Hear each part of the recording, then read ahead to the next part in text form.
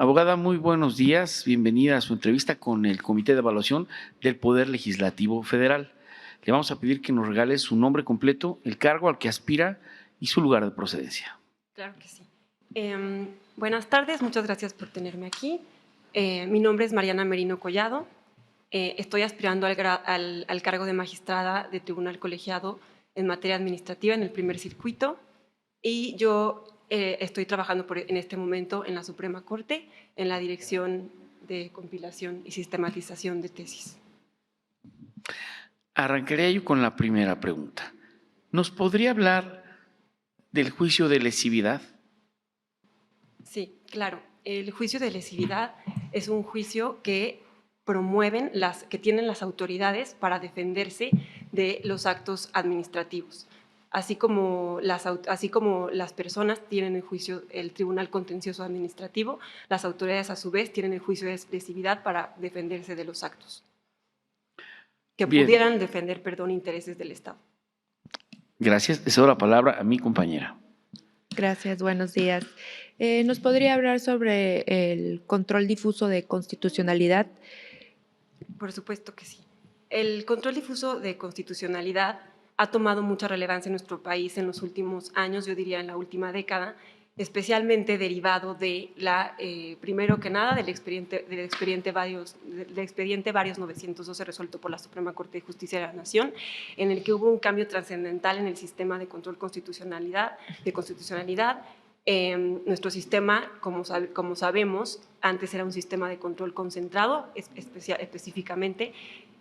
Las autoridades, los jueces, no podían hacer un control de la constitucionalidad, y con este cambio, a partir del expediente varios 912 y posteriormente con la contradicción de tesis 293, hay un cambio de paradigma a través del cual todas las autoridades del Estado mexicano están obligadas a hacer un control de constitucionalidad, se llama control de convencionalidad, pues porque lo que se controla ya no es solamente la Constitución, el parámetro de control se amplía y los derechos que protegen a las personas ya no son solo los que están protegidos en la Constitución Federal, sino también los protegidos en todos los tratados internacionales en materia de derechos humanos en los que el Estado mexicano es parte.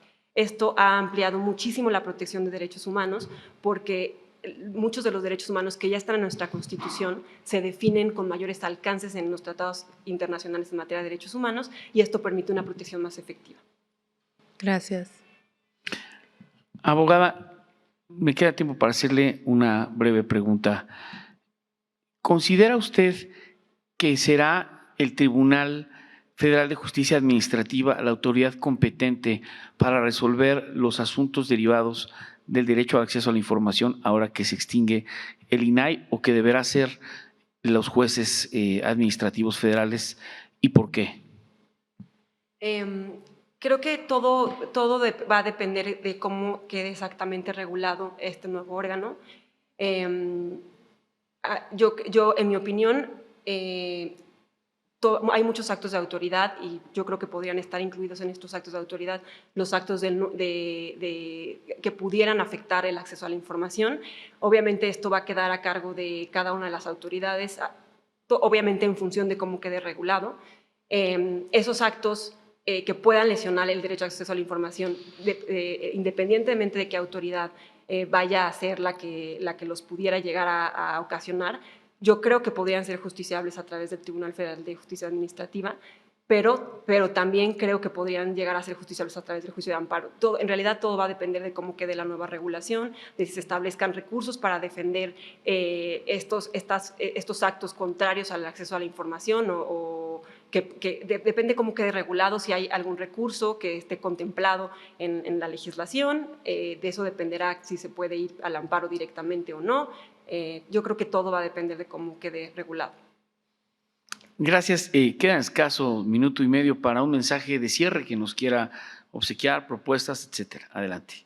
Sí, en relación con las propuestas, me gustaría mencionar que creo que el diseño a grandes rasgos del Poder Judicial y de cómo puede mejorar la impartición de justicia es algo que corresponde de manera esencial a los otros poderes, al Poder Legislativo, al Poder Ejecutivo, pero creo que hay cosas muy específicas que pueden estar a cargo de los tribunales y algunas de estas cosas pueden ser aspectos tan concretos como Tengo identificados dos en particular que creo que me ha permitido ver mi experiencia, y uno es la sensibilización en los juzgados, la sensibilización no solamente de los juzgadores, sino de todo el personal de juzgado, que sepan atender a las personas, porque las personas que acuden al sistema judicial ya de por sí vienen con sufrimiento, con el temor de perder su libertad, sus bienes, etcétera, y eso puede generar que haya mucha tensión al tener una experiencia en los juzgados. Entonces tiene que haber un trato más amable, más sensible, no solamente en el trato, sino también en las sentencias, a la hora de abordar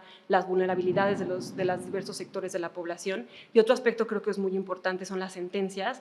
Las sentencias tienen que ser en realidad, tienen que ser breves, tienen que ser claras, no tienen que ser un obstáculo entre los juzgadores y las personas, y de verdad tienen que establecer como una comunicación con los justiciables. Yo creo que esto es un aspecto que a veces da una percepción de lejanía del Poder Judicial, y creo que a veces necesitan intermediarios como los abogados, que a veces podrían no ser muy claros y muy confiables. Entonces creo que ese es un factor a través del cual… Perdón, ha concluido su tiempo.